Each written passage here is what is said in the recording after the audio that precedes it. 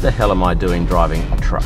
Well, by driving a truck I get to wear a cap and some working boots and some short pants.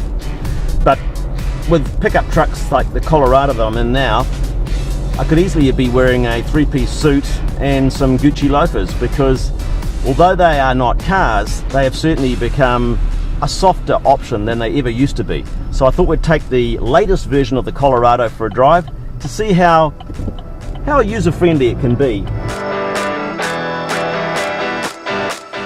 We're driving the LTZ specification Colorado, and that's second to top of the range.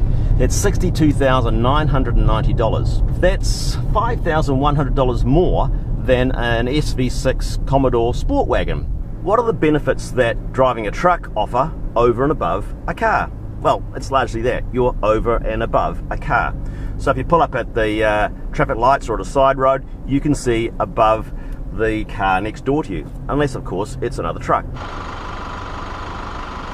It's powered by a 2.8 litre Duramax turbocharged diesel engine, and it puts out 147 kilowatts of peak power. But because it's a commercial oriented vehicle and it's diesel, torque is of far more importance.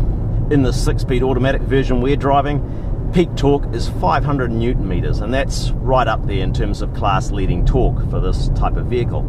That allows the tray to be rated for a 1 ton carrying capacity, and the whole vehicle to be rated at 3.5 tons for towing. You can't put a ton of load in the back of a Commodore wagon, and you can't tow 3.5 tons of boat or caravan or what have you on the back of your Commodore either. So for the lifestylers amongst us, these utes are proving hard to beat. And you can't deny they've got great passenger accommodation. The seating is pretty basic, but it's plenty comfortable too. There's heaps of legroom in the back, so you can genuinely get 5 people in here. The interior decor is pleasant enough, but it's pretty basic. There's no soft touch materials, there's hard plastics everywhere you look, little cracks and crevices down here to drop your pastry from your sausage rolls like any good tradie would have at the traffic lights. And I have actually found little bits of pastry in this car from the person in front of me, who was probably another journalist trying to be all rough and tough like I'm trying to be. But it is all hard wearing, and you've got the basics to keep you comfortable and safe. To help ease drivers across the transition from a car to a truck, manufacturers have put more and more gear in them that blurs the lines between the two classes of vehicles. For instance, this one has both front and rear park assist with a rear view camera. It's got lane keep assist. It's got forward collision warning with a head-up display that shines a little red light into the windscreen if you're not applying the brakes when the car in front is. And it has Apple CarPlay and Android Auto functionality through the center screen here. Now I'm afraid in this particular car that's not working, so I can't show it to you, but I understand it's very good and essentially mirrors your phone's functionality up onto the screen in the car. A couple other nice features that the LTZ spec Colorado has is automatic wipers with rain sensing on them and automatic headlights. So again, just blurring that line between a car and a truck. So they're doing a good job in trying to entice people into these vehicles with offering more and more safety features and more features that add convenience to the vehicle too. Another important safety consideration for the family purchaser is that the Colorado is now a 5-star NCAP safety rated vehicle. So it gives you peace of mind that if there should be a crash, you're probably going to be not much worse off in this than you would be in a car, and because of that higher ride height you may even be slightly better off. Coming from a commercial vehicle background, of course, it has a few little peculiarities that you may not be used to seeing in your car dashboard. Things like the number of engine hours that it's been running for and the idle time within those engine hours.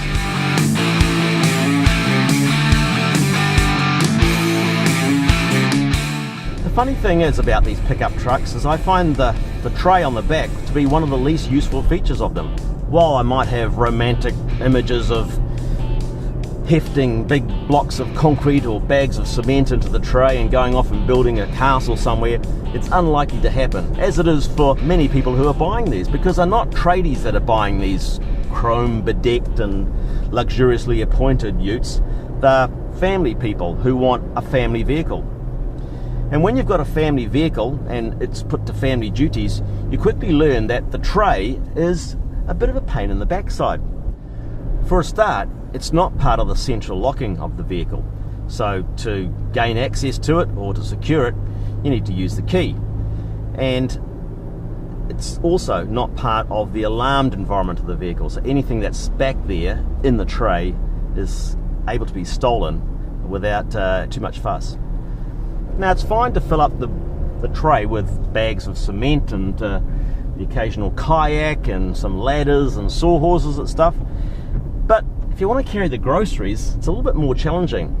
Little bits and pieces are going to fly around like nobody's business if they're not somehow secure with some netting or an aftermarket drawer system. So what I'm finding is, even though I've got this massive load lugging ability out the back, I can't really use it. I have to put the shopping and my general running about stuff inside the passenger compartment. That's okay for now because I don't have any passengers with me, but if I had 3 or 4 other people on board, it would be a pain in the butt. Of course, there's the practical issue of having to peel back the tonneau edge and load stuff in either over the top or fold down the quite heavy tailgate. But those things I find you can live with quite easily. And it's part of the vehicle's appeal, I guess, that it makes you kind of harden up a little bit. It's not a car or a vehicle for people who are looking for the super convenient way of doing things, because if you're after the super convenient way of doing things, you won't buy a pickup truck, you will buy a regular car. But it does lead to a more relaxed frame of mind in driving, and I've got to say, I actually quite like it. One thing I've always got to keep in mind when I'm driving the Colorado is the fact that it doesn't stick to the ground like a car does. It's been largely a wet week while I've had the vehicle, and roundabouts in town here have proved a little bit exciting in some instances. It does tend to break traction at the rear with no weight over the back axle much more readily than a car might be expected to. So you've got to be a bit careful with corner speeds and be ready to just back off the throttle or get ready to catch it if it snaps into oversteer. So that's just something to be aware of, because most car drivers won't be familiar with just how fragile the handling on these things is. See, I just booted it there from a side road, and it wheel spins, and yeah, that's a little bit freaky if you're not wanting it. I'm really pleased these new utes have reversing cameras on them and park assist front and rear, because it's a big bus, a really big bus. It's 5.3 odd meters long, I think, which is a good 300 mils longer than the Commodore wagon. So it takes a bit of positioning to get in the right space. But manufacturers like Holden have made cars like this Colorado much easier to live with over the recent years. Now, if you're thinking of making the jump from car to truck like everybody else is, you should really drive it first.